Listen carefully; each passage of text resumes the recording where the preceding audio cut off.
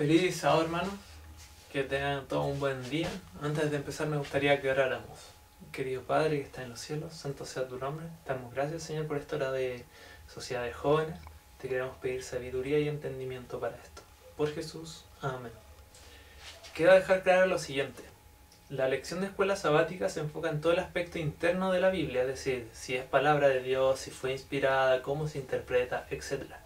Lo que yo pretendo con estos videos, como les decía, es hacer un complemento a la escuela sabática, pero abordando el lado externo de la Biblia, y es lo que casi nunca se cuenta. ¿Por qué quiero hacer esto? Bien, porque se objeta que la Biblia no es un libro históricamente confiable. Es decir, este libro ha sido alterado a lo largo del tiempo, etc. Entonces yo pretendo responder a esa objeción y llegar a la conclusión de que la Biblia sí es un libro históricamente confiable. ¿Qué quiere decir eso? Que lo que nosotros encontramos escrito en la Biblia es realmente lo que escribieron los autores en los siglos pasados. ¿Bien? Ese es el objetivo y para eso hay que entender cómo se formó la Biblia. Ahora, si esto va a resultar de bendición para su vida espiritual, amén. Y espero que lo sea también. Entonces, para ir empezando el tema, vimos la semana pasada sobre los materiales de escritura y llegamos a la conclusión de que finalmente el papiro y el pergamino, ¿no es cierto?, fueron los materiales por excelencia por las ventajas que ofrecían. Necesito que eso lo tenga en mente porque estos materiales van a seguir sonando ahora. Entonces, el nacimiento de la Biblia, la pregunta fundamental es ¿cuándo, dónde y bajo qué circunstancias tiene origen la Biblia? No lo sabemos. ¿Por qué? Porque no se trata de que un hombre haya llegado y haya dicho tomen, aquí tienen la Biblia y listo. O sea, la Biblia como la conocemos ahora. Sino que es más bien, la Biblia se fue formando, ¿no es cierto?, adquiriendo su forma a lo largo de un periodo de tiempo muy grande. ¿Bien? No es cosa de un momento, sino que de un periodo largo de tiempo. Entonces vamos a partir hablando sobre el códice. En el video pasado dijimos que los romanos escribían en tablas de madera, y esas tablas las ataban y la iban pasando a modo de hojas de un libro. A eso ellos le llamaban un códice. Pero después el códice aparece, ¿no es cierto?, en el sentido moderno de la palabra, que tiene que ver más bien con un libro, tal cual lo conocemos ahora, un libro con hojas. Entonces, en la antigüedad, la primera forma de libro que existía era este códice en tablillas, después dio lugar al rollo, que el rollo ya es más común, o por lo menos para nosotros más digamos, visual, ¿no es cierto?, es decir, lo vemos en las películas antiguas, etc. Entonces necesito que se hagan las dimensiones de este rollo. Por lo siguiente, no es que encontremos todos los evangelios, por ejemplo, en un solo rollo, o todas las cartas de Pablo en otro rollo. Un rollo solía tener 10 metros aproximadamente de largo, no solían excederlo, obviamente pueden haber excepciones a la regla, pero no solían exceder los 10 metros, tenían un ancho de 25 centímetros. Y ahora fíjese en lo siguiente, los libros más largos del Nuevo Testamento vendrían a ser Mateos y Hechos. Y estos libros perfectamente podían ocupar cada uno un rollo de 9 metros de largo. Es decir, circulaban por separado. Entonces en la antigüedad encontraríamos todas las cartas de Pablo en un rollo, encontraríamos los diferentes evangelios en rollos distintos, los libros del Antiguo Testamento en otros rollos. Entonces si usted quería tomar una Biblia, ¿no es cierto?, en rollos, tendría que haberse cargado una mochila gigante llena de rollo adentro. Entonces era algo incómodo, ¿bien? De hecho, la lectura de estos rollos también era incómoda, no era una cosa muy agradable porque con una mano yo iba desenrollando y con la otra enrollando lo que ya leía para no extender los 10 metros. Entonces, el rollo era un, podríamos decir, un libro muy incómodo. Porque claro, yo hoy día viajo en el metro, llevo mi mochila y puedo poner un libro ahí. En cambio, si poníamos una serie de rollos, ya entenderá la incomodidad. Entonces, así como el papiro dio lugar al pergamino, bueno, el rollo dio lugar al códice. No se sabe si el códice, se sabe más o menos cuándo surgió el códice, se piensa incluso que fue de origen cristiano, pero si no fue de origen cristiano, al menos sabemos que los cristianos ya al siglo I y II después de Cristo hacían uso extendido del códice. ¿Por qué? Porque daba más facilidades de lectura. Obviamente, si yo juntaba hojas, ¿no es cierto?, las doblaba y las cosía por la mitad, me quedaban más planas, podía escribir mucho más. También podía ir juntando los libros, ¿no es cierto? Entonces podía poner en un solo volumen los evangelios, por ejemplo, en otro las cartas de Pablo y así. El códice ofrecía muchas más ventajas que un rollo en términos de comodidad. ¿Bien? Ahora, vamos a hablar de algo que ya sabemos y se los voy a adelantar. Vamos a hablar sobre la forma de la Biblia, la forma actual de la Biblia y sobre los idiomas de la Biblia, para finalmente terminar hablando acerca de los escribas. Las cosas antes de los escribas que les mencioné ya las conocemos por cultura general, pero vamos a hacerle un breve repaso. Dios entonces en un principio hablaba de forma directa con los hombres, ya sea con Adán, con Noé, con Abraham, pero es evidente, ¿no es cierto? Y la misma Biblia lo relata que Dios le hablaba a ellos en el fondo cara a cara, podríamos decir. ¿Bien? Entonces llegó el tiempo cuando ya la revelación de Dios, de su voluntad, debía ser escrita para las generaciones futuras. Porque claro, está bien tener un relato oral, pero todos conocemos el juego del teléfono en el que uno da un mensaje y finalmente llega distorsionado. Entonces la idea es que se preservara la voluntad de Dios, su revelación, para las futuras generaciones. Entonces la forma que se escogió, o que Dios escogió más bien, fue la escritura. Y así entonces como también Dios ha sido revelado a toda época y lengua. Entonces, ya en la Biblia, y usted va a encontrar muchos ejemplos, dice que, por ejemplo, Moisés escribió, Josué escribió, este otro personaje escribió, y efectivamente, ellos escribieron la Biblia. Hombres escribieron la Biblia. Como les dije, y abriendo el paréntesis, en la lección de escuela sabática se toca todo el tema de la inspiración, etc. Pero, a priori, fueron hombres los que escribieron la Biblia. Y ellos dejaron entonces por escrito el testimonio de Dios. Ahora, ¿cuánto duró este proceso de escritura? Bien, el Antiguo Testamento es un periodo largo de tiempo, estamos hablando de un milenio en el que fueron escritos todos los libros que lo conforman. De hecho, Josefo dice que se extiende desde Moisés, ¿no es cierto?, hasta los tiempos del rey Artajerjes, es decir, hasta Malaquías. Entonces fue adquiriendo forma el Antiguo Testamento a lo largo de un periodo muy grande de tiempo, en contraste con el Nuevo Testamento, que abarca con suerte medio siglo, 50 años. Entonces ya hay un contraste. Lo que sí sabemos es que los escritos del Nuevo Testamento desde un principio tenían autoridad dentro de la comunidad eclesiástica. ¿Bien? Ahora, fíjense en lo siguiente, estos escritos del Nuevo Testamento, porque circulaban en forma de cartas, muchos de ellos, y de hecho Pablo recomienda también, ¿no es cierto?, que las demás iglesias fueran haciendo uso de estas cartas que él les escribía. Entonces le decía, por ejemplo, si usted va al libro de Colosenses 4:16 dice así: una vez que haya leído esta carta, pásenlo a la iglesia en la Odisea, para que ellos también puedan leerla, y ustedes deberían leer la carta que les escribí a ellos. ¿Bien? Entonces estas cartas del Nuevo Testamento solían circular entre iglesias para que todas pudieran sacar algún provecho de ellas. ¿Bien? Pero lo importante es este contraste entonces de tiempo, es decir, el Antiguo Testamento se formó en un periodo largo de tiempo, el Nuevo Testamento en un periodo más corto, pero no porque ser más corto no tenían un valor autoritativo, sino que ya desde un comienzo eran una autoridad en la iglesia. Ahora, después de estas cartas, obviamente existió la necesidad de dejar la vida de Jesús registrada en lo que nosotros conocemos como los evangelios.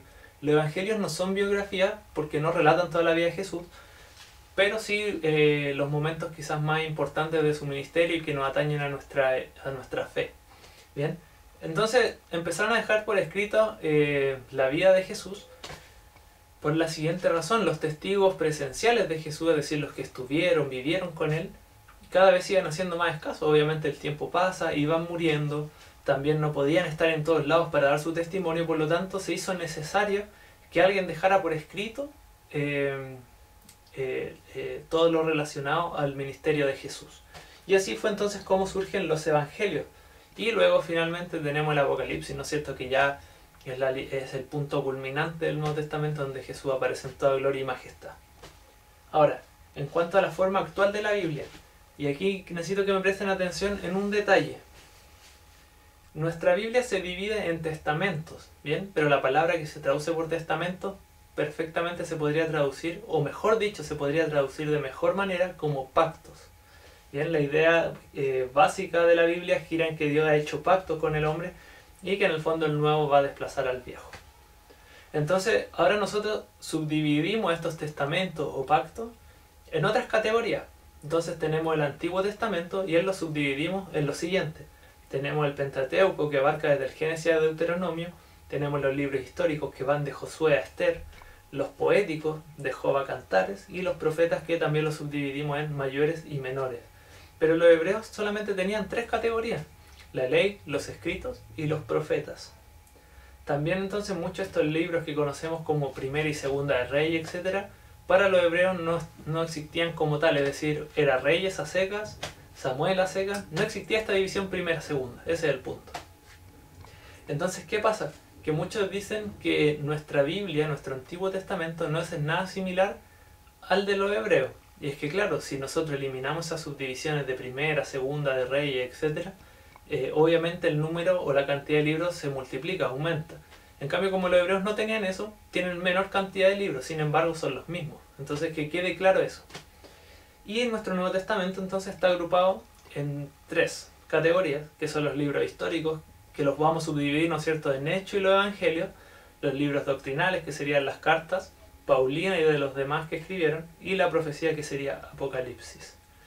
Entonces, aquí ya vemos una objeción clara, ¿no es cierto?, de decir, la Biblia que tienen ustedes los cristianos, su Antiguo Testamento, no es el mismo de los hebreos. Mentira, lo acabamos de ver, porque claro, ellos agrupaban los libros, los condensaban más, nosotros hacemos más divisiones todavía.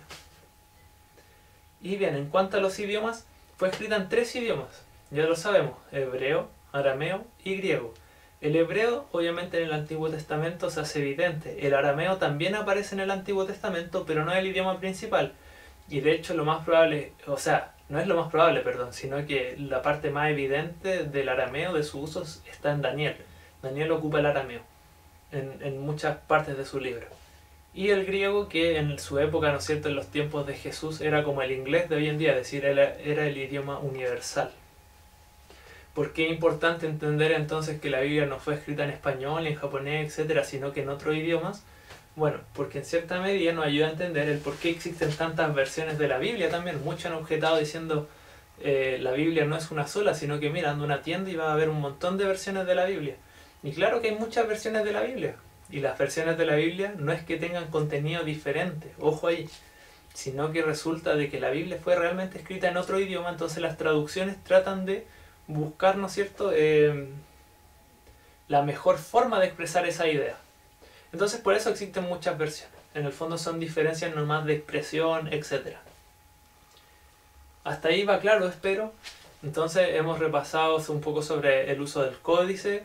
Vimos que la Biblia es un registro escrito, ¿no es cierto?, que se formó a lo largo de un periodo muy grande de tiempo. Hemos visto también cómo las dividimos nosotros en el Antiguo y en el Nuevo Pacto o Testamento.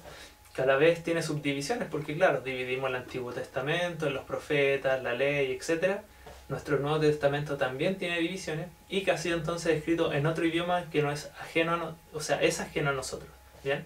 Por lo tanto, de ahí han surgido diferentes traducciones buscando expresar mejor las ideas de estos libros. Y finalmente no podemos dejar de mencionar a los escribas. ¿Quién eran los escribas? Como su nombre lo dice, los que escribían, pero más bien los que hacían copias también. Entonces en la antigüedad, ya en Egipto, en Mesopotamia, en el mundo griego, romano, los escribas eran personas fundamentales, ¿bien?